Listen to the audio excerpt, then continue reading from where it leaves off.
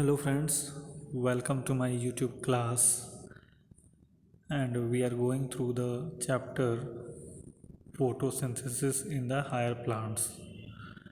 और आज के इस वीडियो में फोटोसिंथेसिस का पूरा एक्सप्लेनेशन हम लोग देखेंगे। तो लेट्स स्टार्ट द वीडियो और क्लास में हम शुरू करते हैं फोटोसिंथेसिस। तो पिछले वीडियो में मैंने आपको बताया था कि photosynthesis consist of two main phases. दो मेन फेज होता है या दो मेन स्टेज होता है। फर्स्ट होता है लाइट रिएक्शन, दूसरा होता है डार्क रिएक्शन। लाइट रिएक्शन में क्या होता है? In this stage of photosynthesis light is absorb by the chlorophyll present in the green leaves of the plant and the energy of the light, जो light absorb हुआ है उस light की energy के हेल्प से क्या करता है? That is splitting of water into H+ and OH- ions.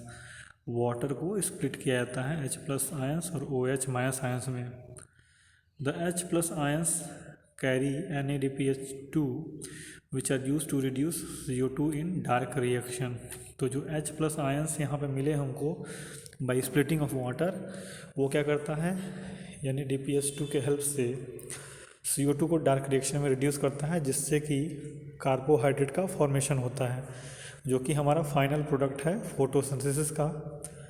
और रह गया OH आयंस, जो OH- आयंस है। तो OH- आयंस अपने आप में रिएक्ट करते हैं, means OH- ions plus OH- ions आपस में रिएक्ट करेंगे तो दे विल फॉर्म H2O, फिर से वाटर बनाएंगे and they will liberate oxygen gas. और ये ऑक्सीजन गैस प्लांट के लिए वेस्ट प्रोडक्ट है जो स्टोमेटा से बाहर रिलीज करते हैं। And this how the oxygen is formed during photosynthesis. Dark reaction में क्या होता है? In this is the second stage, photosynthesis का सेकंड स्टेज है और इसमें लाइट की ज़रूरत नहीं पड़ती है।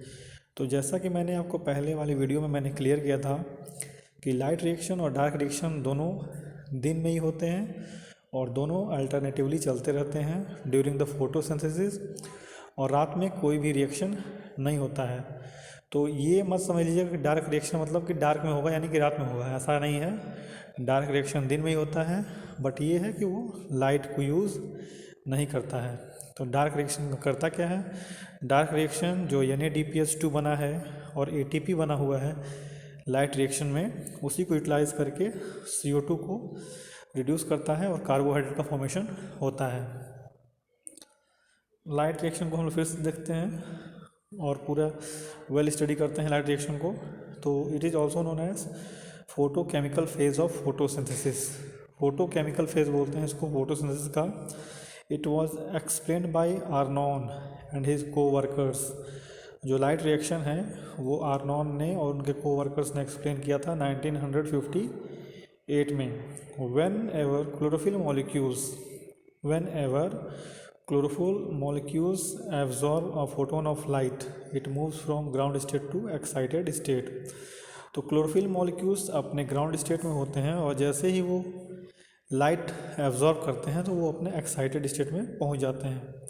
And this added energy of light is use to reduce NADPH2। तो ये जो एनर्जी मिला लाइट से वो NADPH2 को रिड्यूस करने के लिए यूज़ होता है। The excited state is unable and chlorophyll molecules regains its lost electron from the water molecule through electron transport system and get back to the ground state। तो light energy को consume करके जो chlorophyll molecule अपने ground state से excited state में गया था और अपने इलेक्ट्रॉन को लॉस किया था, तो वो जो लॉस इलेक्ट्रॉन है उसको वाटर मॉलिक्यूल से फिर वापस मिल जाता है इलेक्ट्रॉन ट्रांसपोर्ट सिस्टम के थ्रू, और फिर से वो एक्साइटेड क्लोरोफिल मॉलिक्यूल जो है अपने ग्राउंड स्टेट में वापस आ जाता है। और इस तरह से ये रिएक्शन चलता रहता है। During this reaction transfer of energy is utilised in converting ADP plus PI is inorganic phosphate.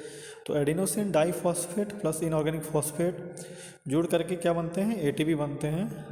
And since the process takes place in light so it is called as photophosphorylation.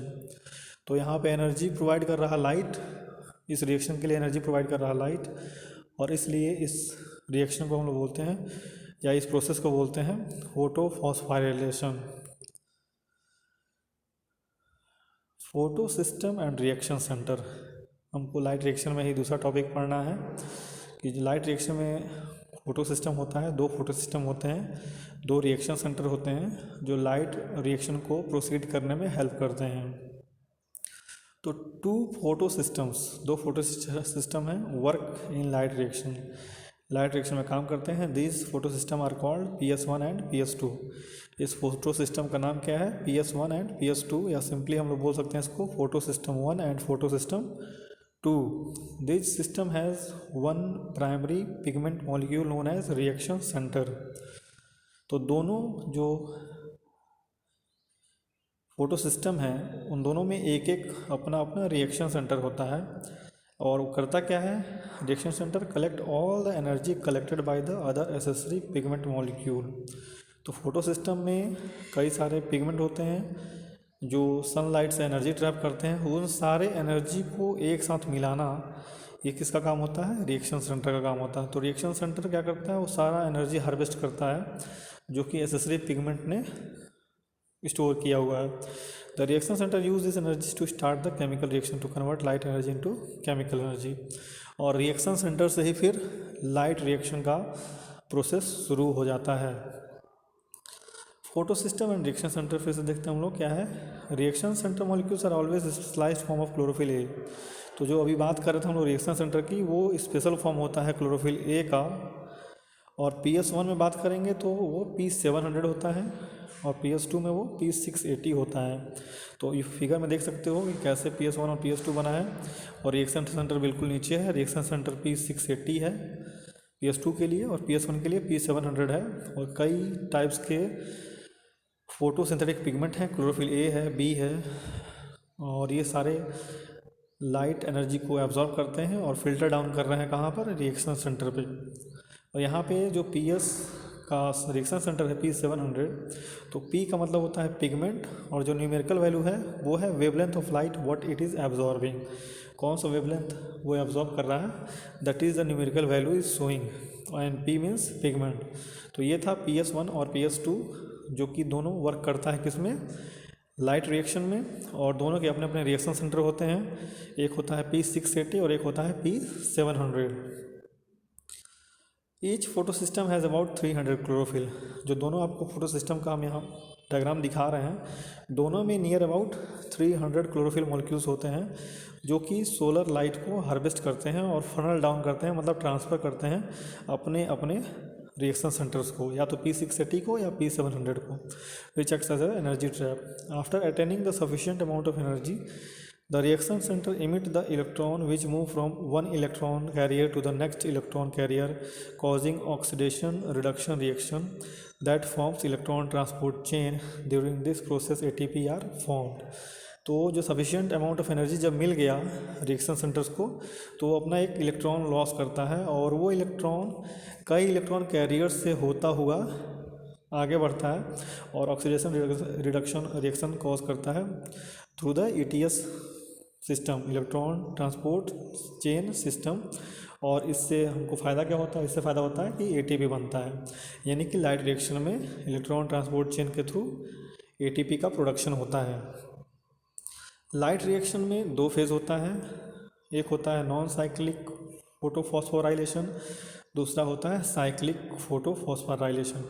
तो नाम से ही clear है, non cyclic means cyclic नहीं है, यानी कि जो भी पिगमेंट स्टार्ट होगा वो अपने ओरिजिन पे नहीं पहुंचेगा, ओरिजिन से स्टार्ट होता हुआ कहीं और चला जाएगा, तो वो नॉन साइक्लिक होगा। और साइक्लिक में जो भी पिगमेंट है ओरिजिन से अगर शुरू हो रहा है तो फिर से वापस घूम के ओरिजिन पे आ जाएगा, मतलब एक साइकिल बन जाएगा। तो इसलिए इसको बोलते हैं साइक्लिक फोटोफॉस्फोराइलेशन, और एक को बोलते हैं नॉन साइक्लिक फोटोफॉस्फोराइलेशन। तो पहले शुरू करते हैं non cyclic photophosphorylation. The electron lost by PS2 is taken up by PS1 and do not go back to PS2। तो ये बात समझ में आ गई कि जो हमारा PS1 है और PS2 जो लाइट रिएक्शन में वर्क कर रहा है, तो PS2 ने जब अपना इलेक्ट्रॉन लॉस्ट किया तो वो कई इलेक्ट्रॉन कैरियर से होता हुआ PS1 पे पहुंच जाता है और वो वापस PS2 के पास नहीं आता है, और इसलिए इसको बोलते हैं नॉन साइक्लिक फोटोफॉस्फोराइलेशन। डायग्राम में देखते हैं PS2 जिसका रिएक्शन सेंटर P680 है, यहाँ से इलेक्ट्रॉन लॉस हुआ, कहाँ पहुँचा, प्राइमरी एक्सेप्टर के पास पहुँचा, वहाँ से कहाँ गया, प्लास्टोक्यूनिन के पास गया, फिर साइटोक्रोम कॉम्प्लेक्स के पास गया, फिर प्लास्टोसियानिन के पास गया, और फिर P700 के पास पहुंच गया।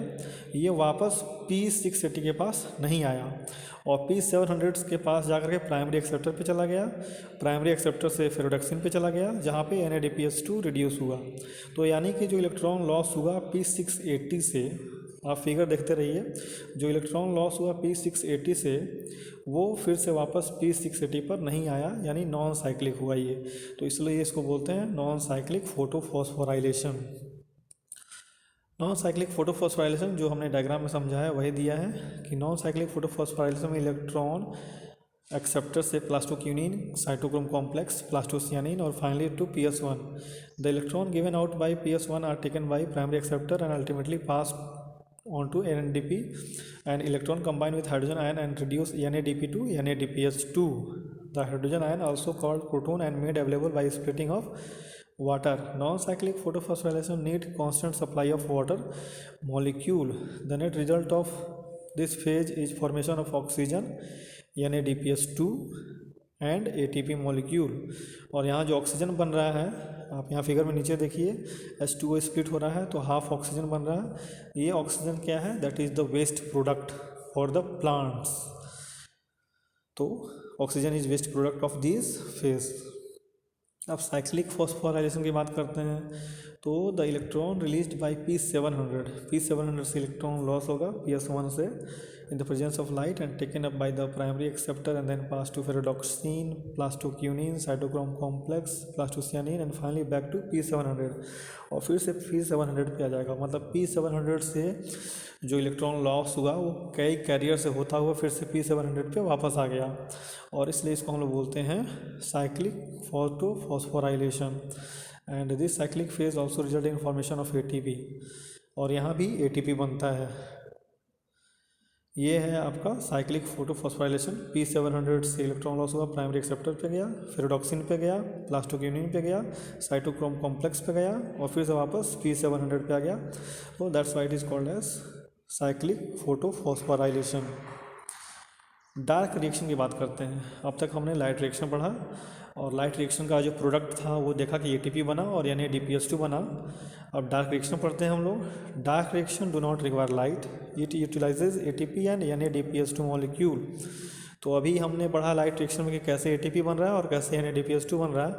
तो वही ATP और वही NADPH2 मॉलिक्यूल लाइट रिएक्शन में जो फॉर्म हुआ है वो डार्क रिएक्शन में क्या होता है, कार्बन फिक्सेशन के काम आता है, ताकि जो CO2 है वो शुगर के फॉर्मेशन में हेल्प करे या कार्बोहाइड्रेट के फॉर्मेशन में हेल्प करे। Dark reaction takes place in stroma region, ये पहले बता रखे हैं हम आपको। And it was discovered by Calvin in 1954, so it is known as Calvin cycle also. जो डार्क रिएक्शन है वो कैल्विन ने डिस्कवर किया था, इसलिए इसको कैल्विन साइकिल भी बोलते हैं। और it is also called as C3 cycle. C3 cycle इसलिए बोलते हैं क्योंकि इसका जो फर्स्ट स्टेबल प्रोडक्ट है वो 3 कार्बन होता है। जो फर्स्ट स्टेबल प्रोडक्ट बनेगा डार्क रिएक्शन में वो 3 कार्बन एटम होगा, इसलिए इसको C3 साइकिल भी बोलते हैं। डार्क रिएक्शन में 3 स्टेप्स हैं, carboxylation, glycolytic reversal and regeneration of RUBP। Carboxylation में क्या होगा, 3 molecules of CO2 attached to 3 molecules of RUBP। यहाँ पे RUBP का स्पेलिंग मिस्टेक हो गया है, that is RUBP and result in formation of 3 molecules of N unstable 6C intermediate compound. तो नीचे आप फिगर में देख सकते हो कि 3CO2 plus 3 RUBP plus 3H2O RUBP carboxylation के हेल्प से 3 6C इंटरमीडिएट कंपाउंड बना रहा है। The first product of photosynthesis is 3C compound, that is PGA। 6 PGA है, वो 3C कंपाउंड है, 3C कार्बन एटम है, इसलिए इसको 3C साइकिल भी बोलते हैं, क्योंकि ये फर्स्ट स्टेबल प्रोडक्ट यही है जो हम आपको बता रहे थे अभी। तो PGA बन गया यहाँ पर। नेक्स्ट देखते हैं ग्लाइकोलिटिक रिवर्सल। तो 6 मॉलिक्यूल पीजीए, जो यहाँ पीजीए बना है कार्बोक्सिलेशन में, वो नेक्स्ट स्टेप में जाएगा। तो 6 PGA are reduce to 6 molecules of 1,3 diphosphoglyceric acid molecule by using 6 ATP molecules produced in the light reaction.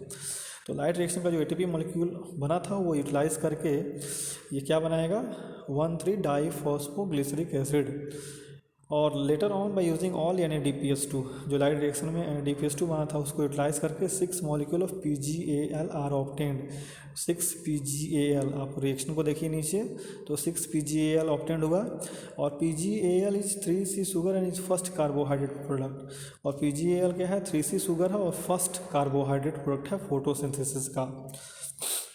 The last step, regeneration of RUBP। तो RUBP का रीजनरेशन होना बहुत ज़रूरी है, क्योंकि RUBP अगर नहीं रहेगा तो जो कार्बोक्सिलेशन है फर्स्ट स्टेप डायरेक्ट रिएक्शन का वो होगा ही नहीं, क्योंकि वहाँ पे RUBP बहुत ज़्यादा ज़रूरी है, बहुत ज़्यादा इंपॉर्टेंट है। तो जो PgAl बना undergoes a series of reaction ultimately by utilising its 5 molecule. यहाँ पे 6 PgAl बना हुआ है, रिएक्शन देखिए नीचे, उस 6 PgAl में से 5 PgAl molecule along with 3 molecule of ATP of 3 molecules of 5C sugar RUBP are generated। तो 5 PgAl को यूज़ करके with the help of ATP 5 RUBP regenerate हो जाता है। और ये जो 5 RUBP रीजनरेट हुआ है वो फिर से चला जाता है फर्स्ट स्टेप में, that is for carboxylation reaction.